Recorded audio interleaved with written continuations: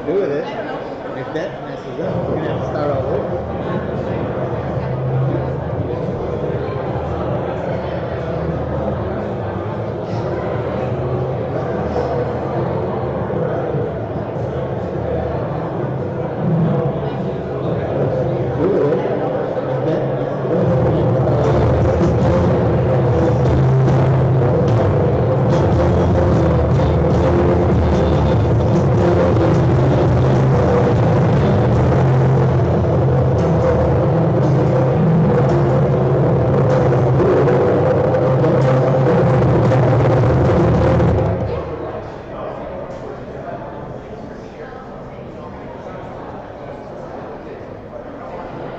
Right, sorry about that. We were ready to get started. So,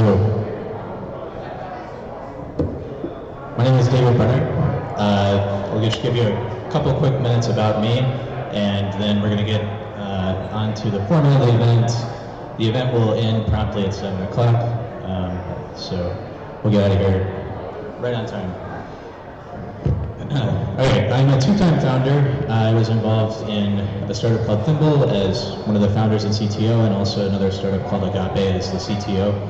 I'm also a PADI certified scuba dive diver, and the person who, one of the people that I learned from was my cousin, as well as the guy who actually wrote the book for PADI, which is pretty cool. This event is sponsored and powered by BootSector. If you haven't heard of BootSector, it's an organization that's trying to help grow the startup ecosystem within Buffalo, New York. You can follow it on social media, join BootSector. We're also looking for volunteers. If you're curious and getting more involved in the startup ecosystem, you're welcome to do so. Just reach out to BootSector. This event runs 5:30 to 7. We had the networking time before. There's still some food left, still some cookies. Those are good cookies, so grab some. And we'll end promptly at 7 o'clock. I ask only that you keep the building clean and kind of leave no trace.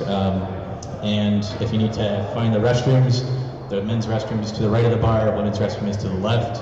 If there's any kind of emergency, we'll know about it. I'm sure the whole building will be blaring at us, and we'll proceed to the exits on either side of the escalators in an orderly fashion, I hope. But hopefully that doesn't happen. The format for the event, we have a 5-minute presentation. We have 3 presenters. They'll each give a 5-minute presentation. We'll have 5 minutes of Q&A from the audience where you're welcome to ask any question. I just ask that you raise your hand. I'm going to repeat the question just so that everyone can hear it. And then we will have 5 minutes of filling out and completing a Q&A form, or a feedback form for the presenters, so you'll actually be able to give feedback directly to each of the presenters. And that feedback form, oh, looks like one of the slides got out already there, sorry. The goal for the event is to help these entrepreneurs get better faster. They're already great, and we're going to hear about their stories, but if you are able to connect them with someone that you think may help their business grow, if you didn't understand something that they said during their presentation, or you think something could be stated more clearly, that's the kind of feedback that we're looking for. Even if you don't think that you have experience giving feedback, you can certainly tell them what resonates or does not resonate with their message. So the question I want you to ask yourself while you're hearing these presentations is, how can I help this company succeed? The feedback form that I mentioned, if you want to pull out your cell phone right now, you can go ahead and look at what those forms are. There's a QR code on the screen. Hopefully you'll be able to read it against the beautiful backdrop of 75 and the 190. But the feedback form, I'm going to go to the next slide, looks something like this. It's essentially asking you to rate on a scale of 1 to 5 how good the business is in different categories, things like target market, value proposition, the problem that they're solving, and you have an optional comment on each of those to give additional feedback. And there's a URL at the bottom there, bit.ly/pitchin2020. If you're having issues with the QR code, you can go to that URL. And at the end of the presentations, I'll have that QR code on screen again. Without further ado, we're going to go ahead and get started with tonight's presenters. The first presenter is Jimmy Shabbat standing right here, so please give me a round of applause as I welcome Jimmy Shabbat.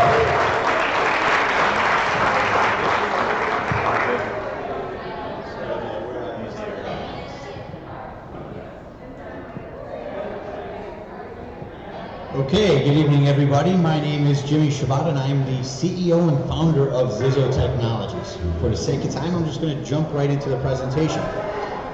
You guys have heard it everywhere from friends and family, probably seen it in the news, read it online and in social media. Everyone is hiring, yet no one wants to work. It's the war for talent, the big quit, or the more familiar Great Resignation. ZiZo is addressing the ubiquitous and very costly problem of attrition and employee engagement. In today's workforce, 2 out of 3 employees are disengaged. The younger generations think and work differently, and traditional management methods have become outdated.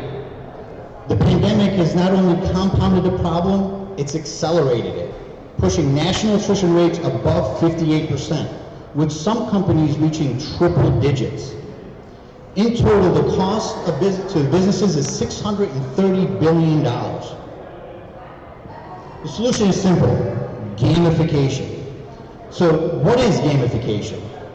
In simple terms, it's the application of game mechanics to non-game tasks for the purpose to increase engagement and enjoyment.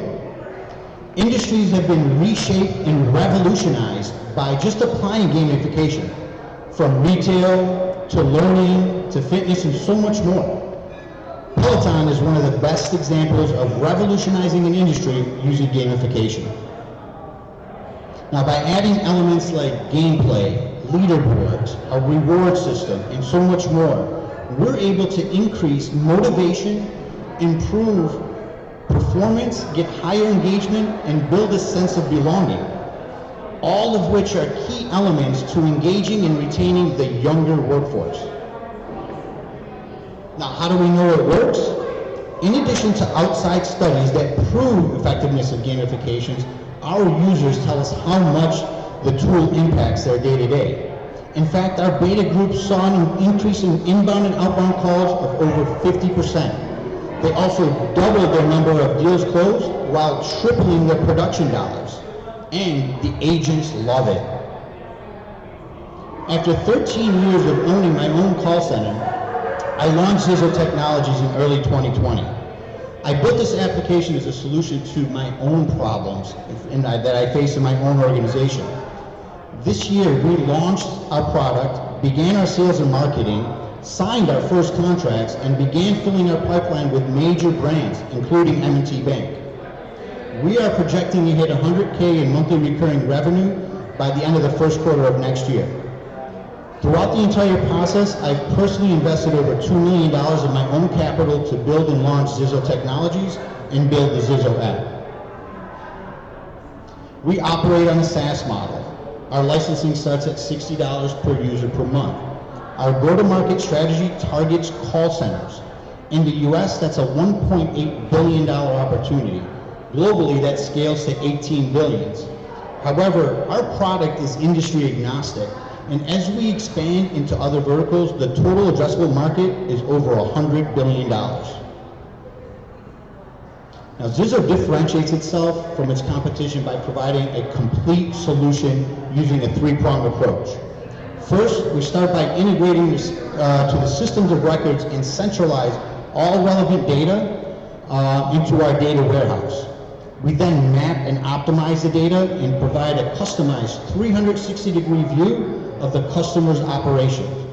And finally, we offer the most immersive and automated gamified experience on the market.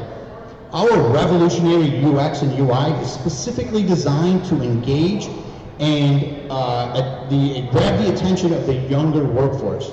And finally, we've automated the entire process to ensure that our customers don't have another application that they have to manage. Now, our executive team has over 60 years of combined leadership experience. We've built companies from the ground up, leading large software development projects, managing operations with large workforces, and scaling startups. Today, we are raising $3 million. We'll use that money to grow our sales team. We expand our marketing, targeting industry trade shows where we found we get the best qualified leads. We will launch an all-out digital marketing campaign to make us the leading expert in workforce management software. And finally, we'll continue building our application and expanding our features. Combined with expected growth, this will give us about 18 to 24 months of runway. Now, in summary, we know that the world has changed and it's not going back.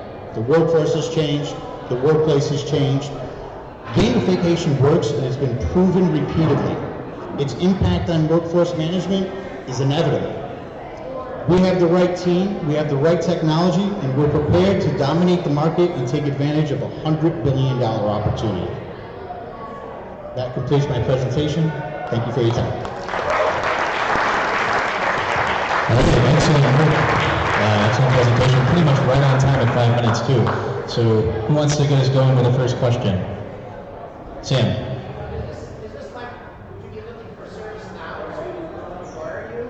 Would you be looking for ServiceNow to acquire you? It's a ticketing system, if you're not familiar with it. I mean, we do have an exit strategy to be acquired or IPO. I mean, we're very early stage, so we're not looking at an acquisition as part of our immediate business plan, but of course it's always an option. All right, next question.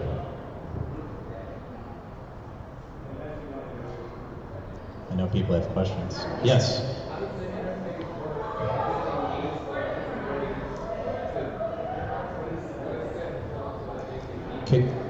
Can you explain how the interface works? Sure. So as I said earlier, we're directly integrated with their systems of record. So we pull the data from their system. So for example, their CRM, their phone systems, their telephony systems. We get that data, we put it in our data warehouse, and then we use that data to create KPIs. So for example, number of phone calls, dollars collected if they're in sales, if their deals closed, and things like that. And then we gamify it. So we're creating contests, tournaments, leaderboards, milestones. So as people are achieving certain milestones, like, hey, I've made 100 phone calls, 1,000 phone calls, 10,000 phone calls, we're rewarding them all along their employment journey and keeping them engaged so that way their work is no longer just redundant and it's just boring. It's now fun because now they're climbing the leaderboards, they're winning contests, and they're earning rewards and getting peer recognition at the same time. So that's part of the engagement process. That's gamifying. Yes. And what kind of rewards are they getting? What kind of rewards are they getting? It's a great question. There's actually multiple rewards in the reward system. So we have our own reward store where there's multiple rewards. There's digital assets. So we have an avatar system. So if anybody's here is familiar with Fortnite, we've actually borrowed from that successful strategy of people love their own personalized avatars. And as they're earning rewards, or as they're completing their daily challenges, hitting their leaderboards, they're earning currency, coins. So we have multiple currencies.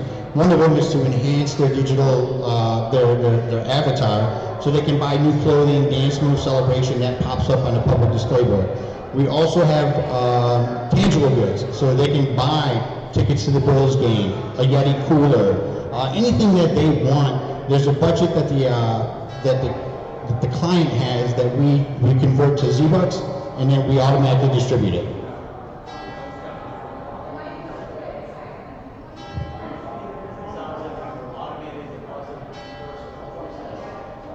Sounds like you've automated the positive reinforcement process.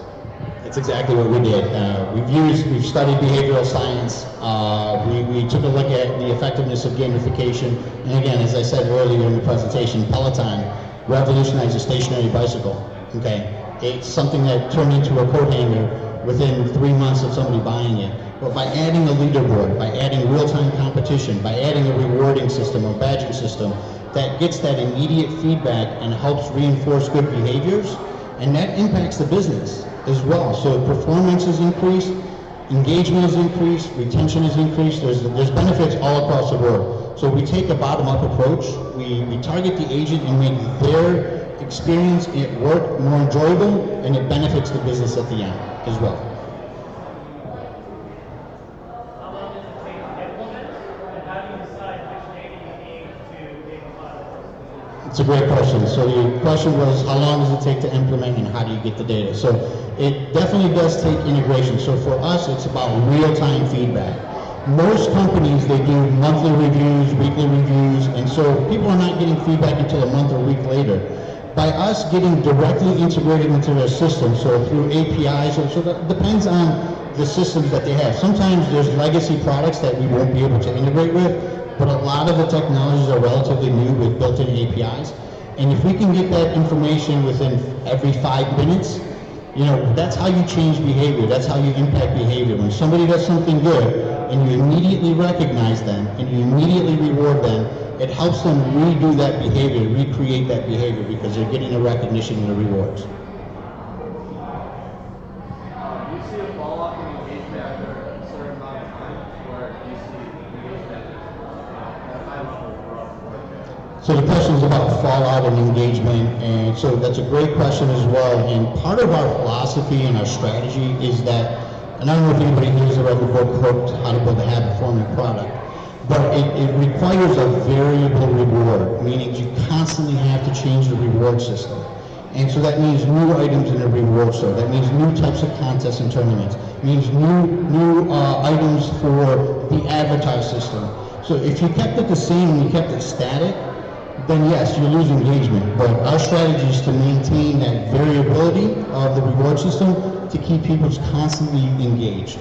And some of our long-term strategies is to integrate or partner with some video games, so that way it's tied into their personal lives.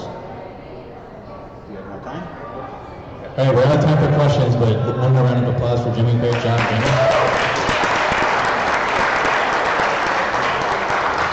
And now it's time for audience participation, even more so. Please pull out your phones if you haven't done so already, scan that QR code, or type in that URL, and provide Jimmy with feedback directly. That would be very much appreciated. Please complete that form. And I'm going to give you about 5 minutes so you can take your time with it. I'm going to play some music, and I will let you know when we're ready to resume.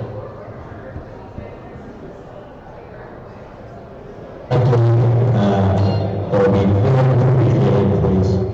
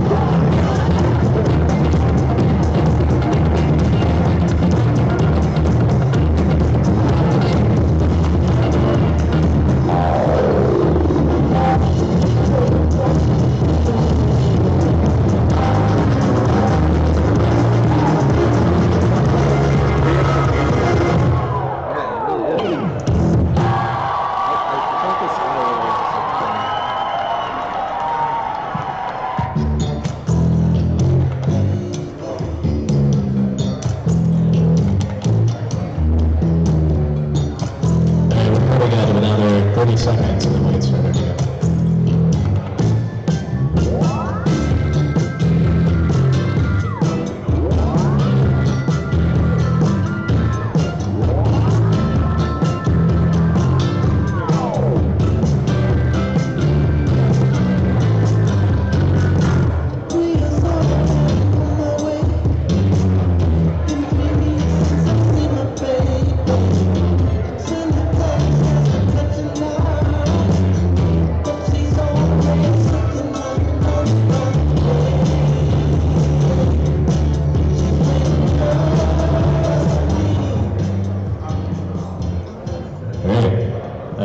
Responses. We're going to get started with the next presentation. The next presenter is Avvie. So, please, round of applause as Matt, Nick, and Simon present Avvie.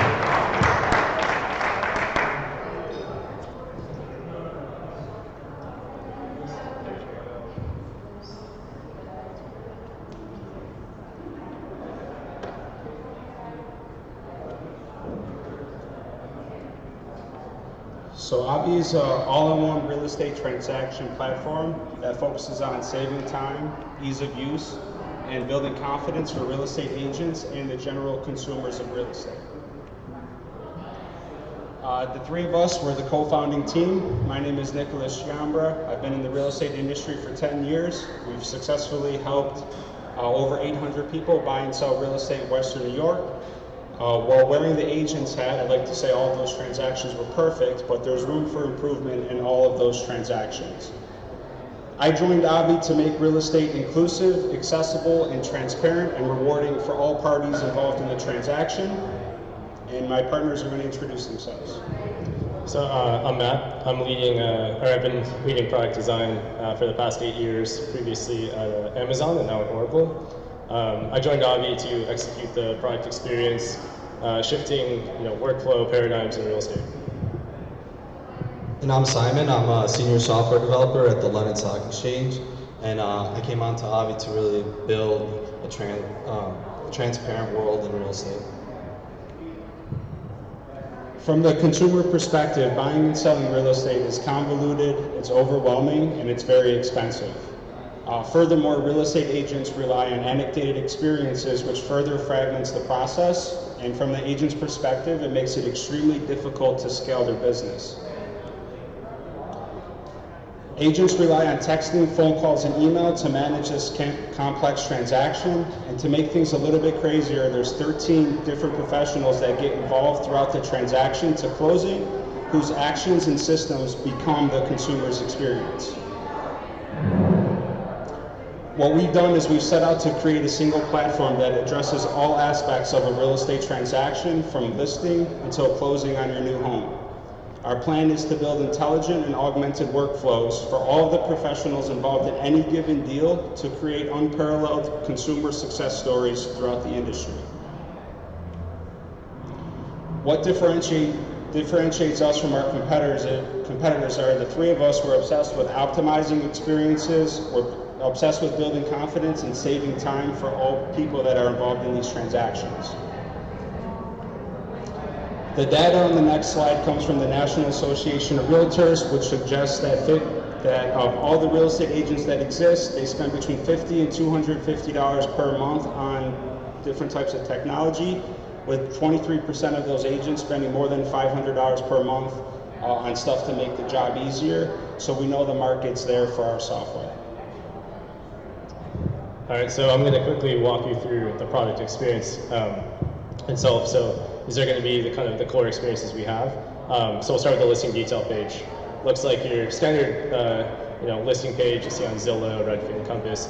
But where we differentiate is we have a big make offer button, right? So as users continue to use the platform, this page becomes really powerful. We can bring in more data to be more transparent and accurate to what's going on the listing, and also what's been going on in that local neighborhood, in the area. From there, you can make an offer and go into the offer submission flow. So we spend a lot of time on talking to agents to really understand their workflow, to not add any more work to what they're doing today, right? So we don't make them type all the stuff in manually. They already have their paper documents. We just have them upload it and we scan. We have about a 95% success rate on scanning, so usually it's like 1 or 2 fields. What we found is it's actually really nice because agents can review their offers. It gives them a chance to see if there's any mistakes, which actually happens quite often, and to make sure they're all set. This process though takes like under 30 seconds, so it's pretty quick. So once you've submitted your offer, you're going to go to your dashboard. Now, if you're a listing agent, you're going to see your listings, which you're seeing here, and then you're also going to see the offers that you've made. Here, we're just going to provide kind of high-level data, how many offers have been coming in, the deadlines and such. And then, as a seller's agent, I'm going to go into my my offer dashboard. So this is where agents are going to spend the most time. And on offer day, as we were talking about the chaos of that, we've really tried to organize it for them. So you have your KPIs at the top, and then below that, you're going to see all your offers where you can accept, decline, and counter, and then activity for context. One of the things that we found with this that's really powerful as well for agents is it's just a professional presentation. You know, currently this is just like a bunch of paper getting thrown at their clients. This is just a really nice way for them to present information. So that's been really positively received. And then our last bit is about just kind of being on the go. Agents are on the go, so we have a really strong notification platform, personalized sharing, and then event notifications. So when something happens, you're going to know immediately. You're not going to have to dig through your email to figure out that someone submitted an offer. So just to summarize, you know, we're all about saving time, building confidence, making this really easy to use, and expediting growth for the agents, getting rid of those mundane tasks, all while maintaining a fiduciary responsibility to the deal. As of today, we launched about a month and a half ago. We're at about 130 active users today, so we're growing very quickly. And we're really focusing locally on Buffalo, Syracuse, Rochester, Finger Lakes to start, but obviously we want to hit the national market. So we see a $9 billion TAM at an annual revenue of $500 a month.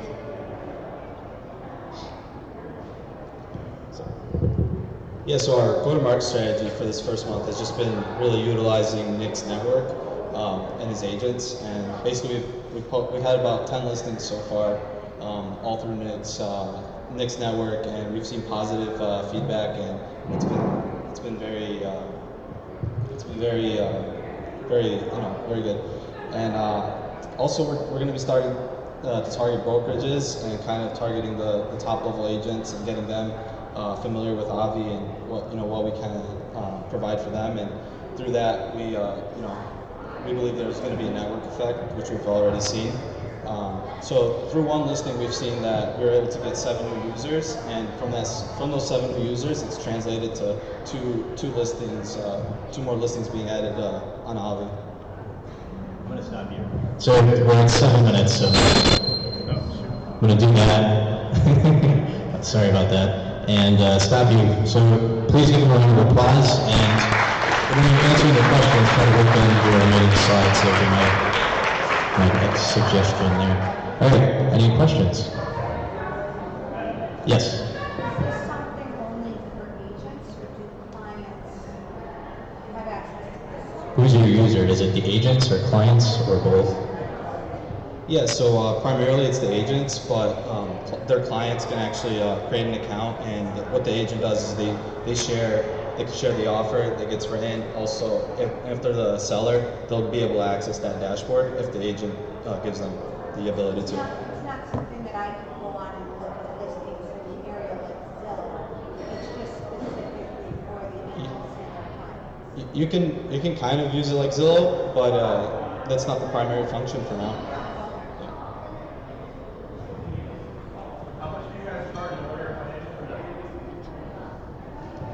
Yes. Can you repeat the question?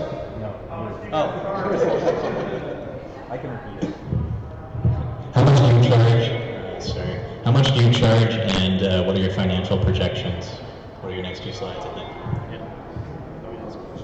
Yeah, so we're starting with a $50 per listing, and we're doing a promotion. The first month's free right now. ideally we'd like to get to a subscription model. For now, though, we see per listing as the way to go. And as we kind of build the platform out, we're going to be able to offer a lot more tools. So we see a lot of value in moving to a subscription model. And in terms of our financials, so we're currently looking for a $1 million investment. And over 24 months, over 12 months, looking at 2.2 million in revenue and 29 million over 24 months.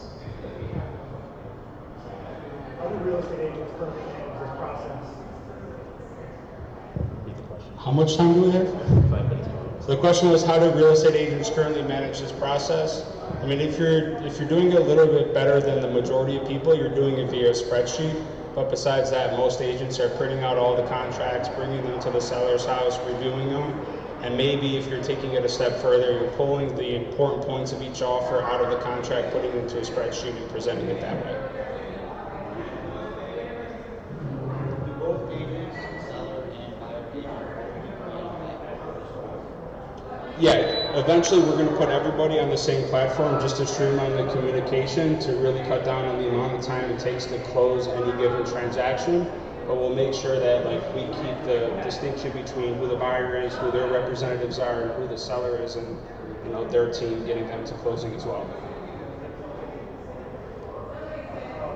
How did you do this at the beginning of your presentation? I was busy finding my real estate agent client, people just listing a home. When you're making an offer, when an agent submits an offer, what are the variables, or what does that look like? I mean, in addition to obviously price, but are there other variables that are included, whether it's cash offer or financing? What does that consume like? Yeah, so we've built our platform to adapt to all of that. And one of the things that we actually do is we'll calculate that escalation clause for you. So anything you throw at us, the platform's going to do it for you. Our whole thing is about getting rid of mundane pen and paper math, right, and tasks. So we've spent a lot of time thinking about what's currently happening today and translating into this. I have a follow-up to getting rid of mundane paper. If the agent is filling out the paper, then isn't that a duplication of effort that we plan to Yeah, it's a good call out. So one of the things that we found is we're not there are competitors in the market that are trying to do, well, just come through our platform and do it all manual. And that workflow right now is so ingrained in agents that that's really not a hard thing for them. They're used to doing that. What's really difficult is doing that and then coming and finding out that they have to submit an offer manually. Then they get really frustrated. So for us, we wanted to keep the barrier to entry really low. So that's why we have the scan, the document scan, and in general, I mean, it's been really positively received. People don't really think of it that way. So scanning the documents and the data entry part. Yes. And now you have all the data you need to process these offers. Totally. And our roadmap, just to note, we do want to get to a place where you can manually do it, but we want to get traction first before we get there. Since you guys are collecting all this unique data, what can you do with it moving forward? Yeah, I love that question. Yeah. So his question is since we're collecting all this data that before was getting thrown away, everybody was just concerned with what got accepted. We're really trying to build cool tools that can empower the agents, figuring out how to optimally write an offer, what types of houses get how many offers, what types of offers they're getting, and really help the agents get the best offer for the clients, and also help the buyers succeed in purchasing a home.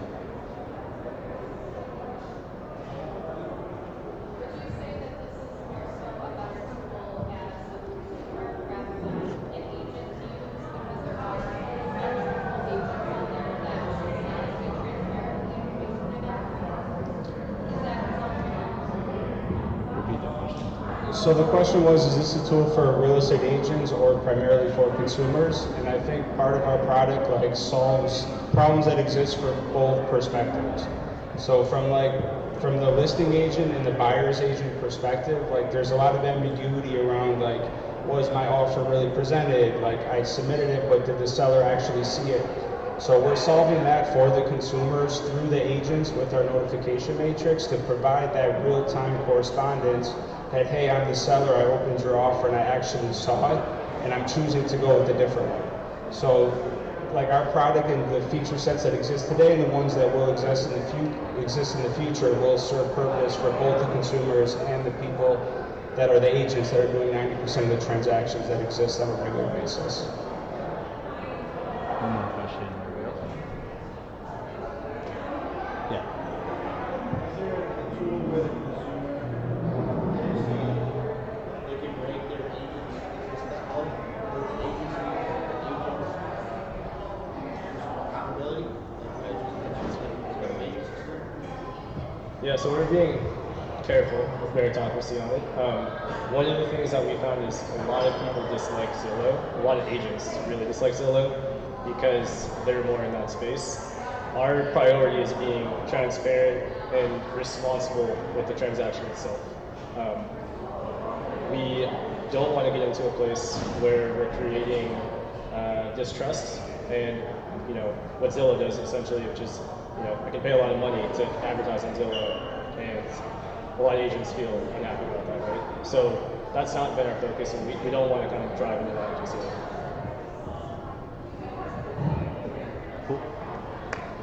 Thank you. Yeah, awesome. Thank you guys. Great collaborative presentation. So, all right, now it's time for feedback. So please pull out your phones again, scan that QR code or type in that URL and give some feedback to Avvie, A-V-V-I-E.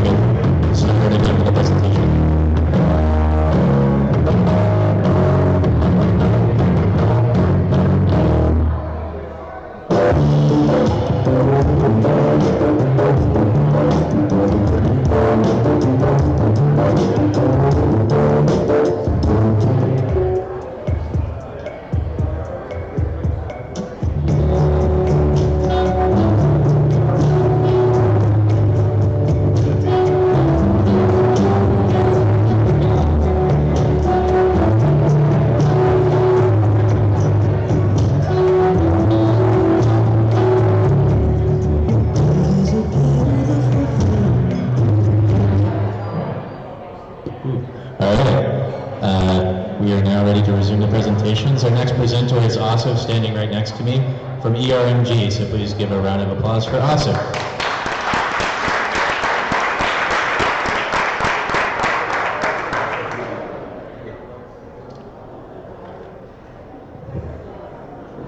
Hello, everybody. Can you guys hear me? Thank you so much for you beautiful people to come here and literally give us your time to see what we do every day, every week, basically late night, doesn't matter. So, a little bit about me. My name's Asif Hussain. I'm from Bangladesh. I came to UB as an international student, studied physics, worked in finance, and then went into eRMG. So what is eRMG? eRMG means ethical ready-made garments. So ready-made garments, RMG, it's a term that's very popular on the other side of the world, China, Bangladesh, Asia.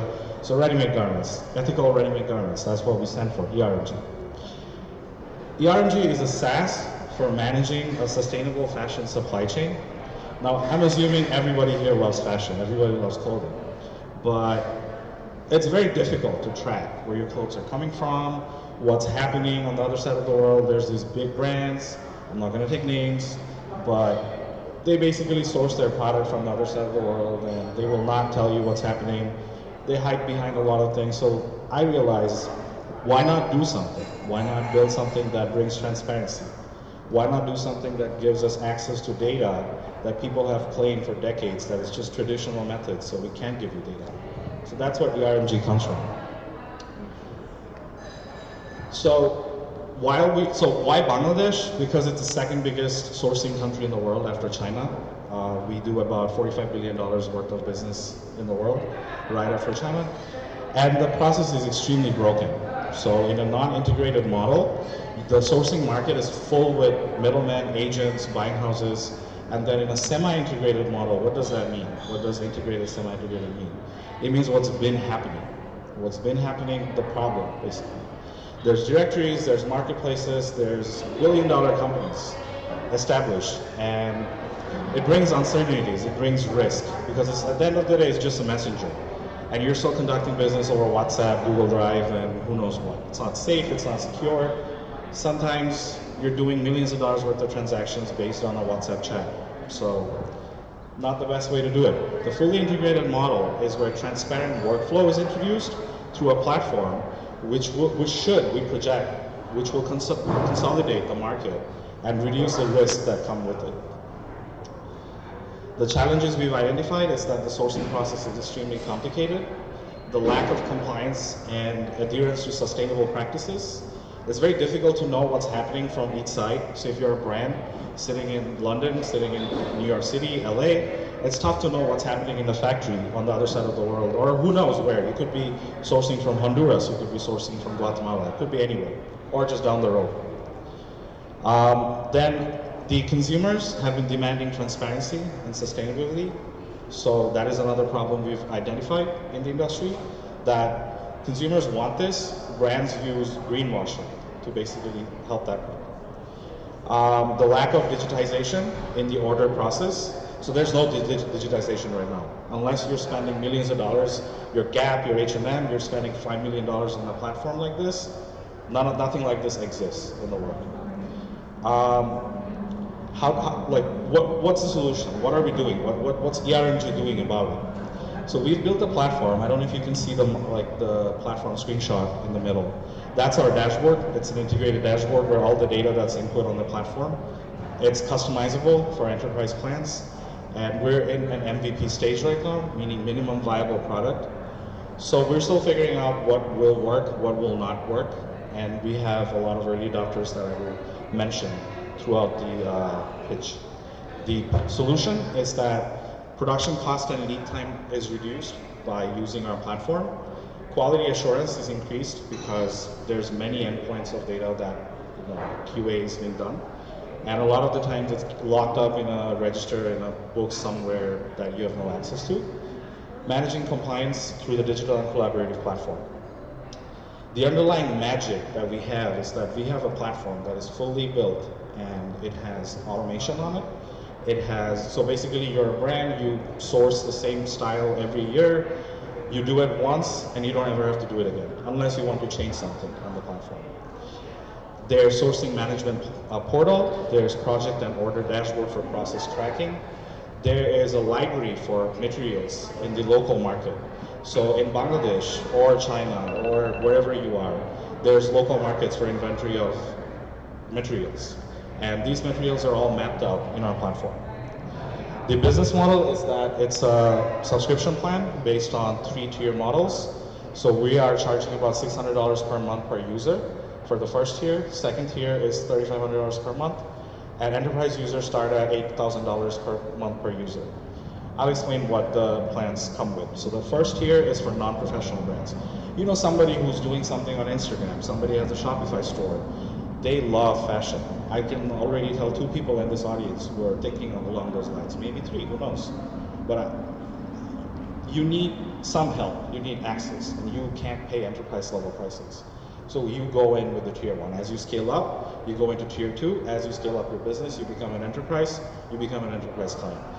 The services, the platform features, everything varies based on what plan you're on. The go-to-market strategy is that the brands and manufacturers of fashion apparel are the personas we're approaching. Why? Because the fragmentation in supply chain is massive. How is that we're approaching them cold, and we are working and relying on a network effect. And the what is because transparent collaboration over the SaaS platform we've built. The alternatives that are right now existing are buying houses, trading houses, and online directories. On this table, you can see that all these options are very labor intensive. Physical presence is needed.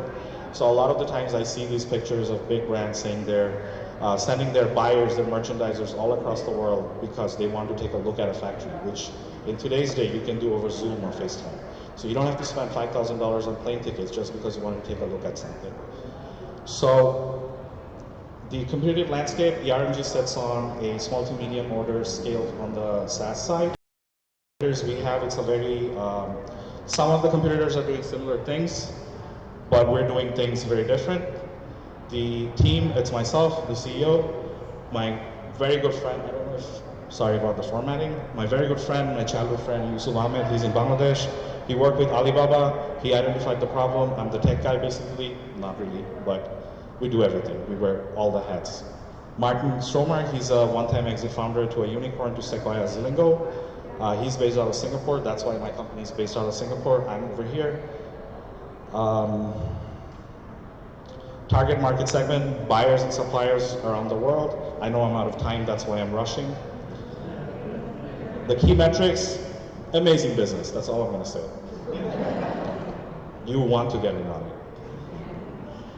We're raising $500,000, $500,000, and this is a hiring timeline and usage of funds. We project by the next year we should have a fully ready product and accounts that are onboarded. We have early adopters already, even if the platform's not done. We have a big group of companies and factories in India and Bangladesh that are working with us. And that's it. That's eRMG. Thank you so much. Questions, please.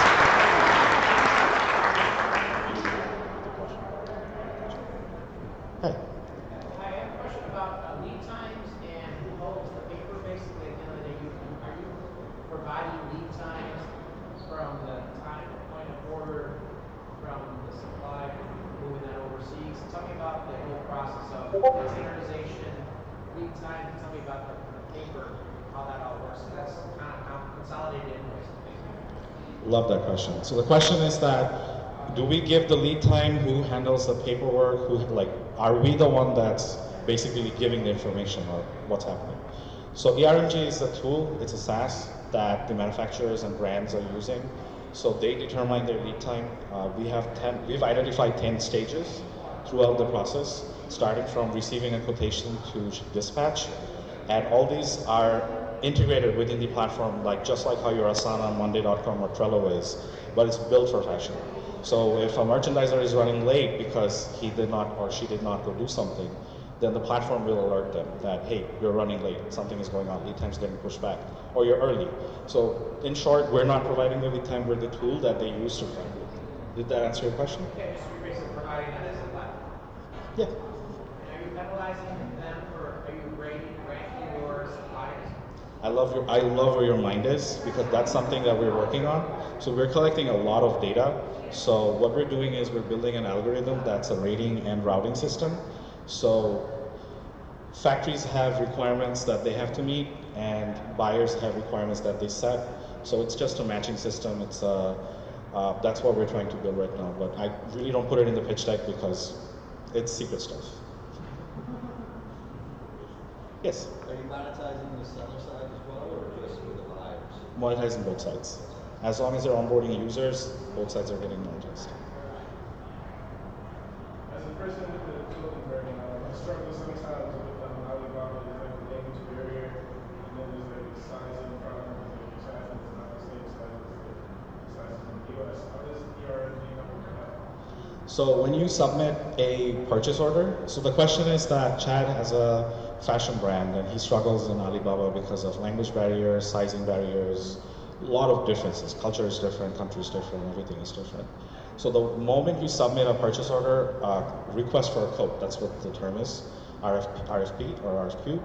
Request for a quote, the moment you send it, you have to fit that information in the request for a quote. And the platform is set up in a way that the manufacturer has to submit data along those ranges. If not, then they get alerts, and admin users, basically the owner of the factory or the head merchandiser operation, they get information.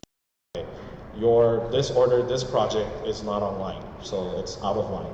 So bring it back in line. And the language barrier, we have an option for getting sourcing experts. This is only in the current process right now. This is not something we project to do in the long term, just to onboard users for user acquisition for the first year. So we will give you sourcing expert, like all the help, just so that you can use our platform and work with us and get used to the system, as the manufacturers also get used to the system. Yes. Hi. Seems like it's really expensive. How do you offer ROI to the sellers? Like what is the ROI? I'm spending $8,000 a month. What do I get? So the question is that it's an expensive software. What's the ROI basically? So what do you get in return as a value? I'll give you a very short story. So we worked on an order where the French brand asked for, because in Europe right now there's a lot of compliance on sustainability because of laws. So merchandisers have to travel 5 hours each way to their material supplier, material depots, and that's only on one order, one style. So multiply that over 50 to 1,000 orders, over a few 100,000 styles. You're probably spending about a few hundred hours just on that.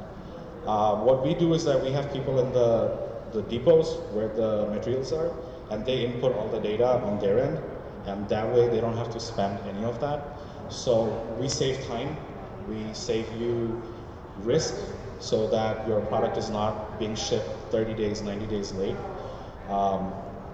So yeah, the value is in the fact that you save time, you save money. So in these orders, they're very big orders, so even if saving like 15 days is worth a lot of money. So saving time. Yes? So Last question. are you looking at this at a global perspective, Bangladesh, Guadalajara, the big states, tell me the approach? I love your questions. So Bangladesh is our target market because it's the easiest for us, because we are there, my partner is there, I am Bangladeshi, we speak the language. So that's our target pilot market.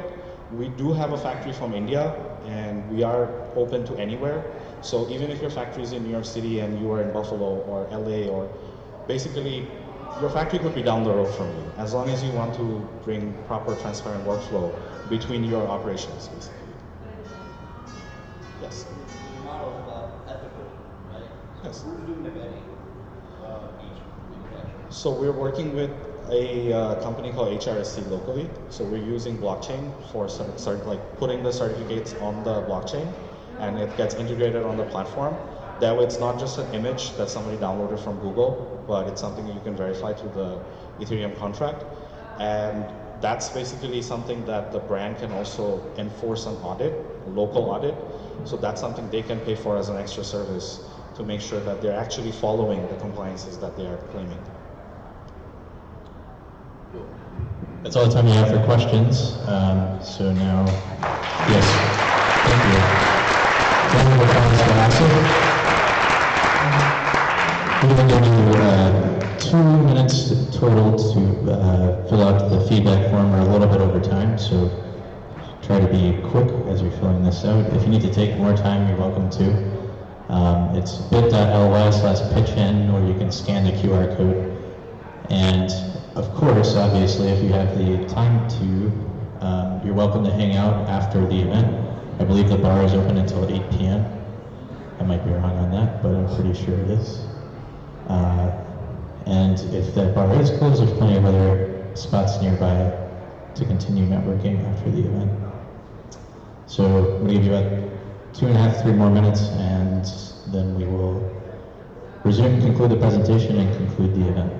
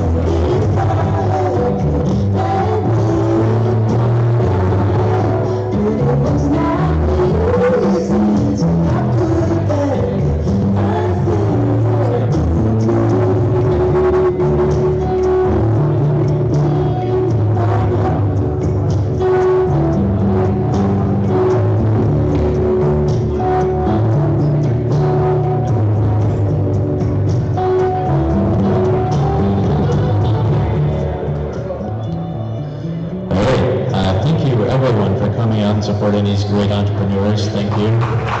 Thanks for everyone who presented.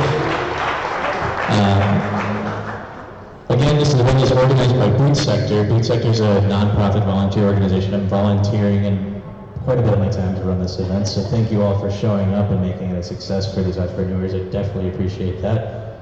And we're looking for more volunteers for BootSector. If that's something you're interested in, getting more involved in the startup ecosystem, running your own events, even if it's something completely unrelated to that, feel free to talk to me afterwards or email team@joinbootsector.com or fill out the contact form at the bottom of joinbootsector.com. I also want to give a huge thank you to Douglas Jamal and Seneca One for hosting this event here. It's amazing space. I hope you're all able to enjoy it. There's still food left. I believe the bar is still open, so definitely enjoy yourself. Tomorrow afternoon, you'll get another email from me asking for feedback on this event.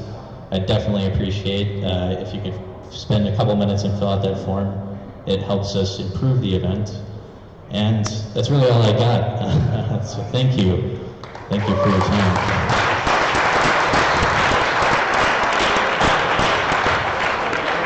All right, we finished only 4 minutes over, so I'm feeling okay about time.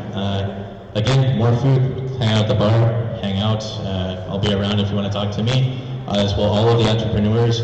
At the back of the room is Navi and his business partner from Easy Park Sleep. They presented last week, and they asked me just to mention that they're looking to expand their team. So definitely welcome to talk to them. Sorry I said last week, they presented last month. And one last thing, this is a monthly event. It's supposed to be the first Tuesday of the month. If you're interested in presenting, we're always looking for presenters. You'll get an email about that as well. And you're welcome to present. So thank you. That's it.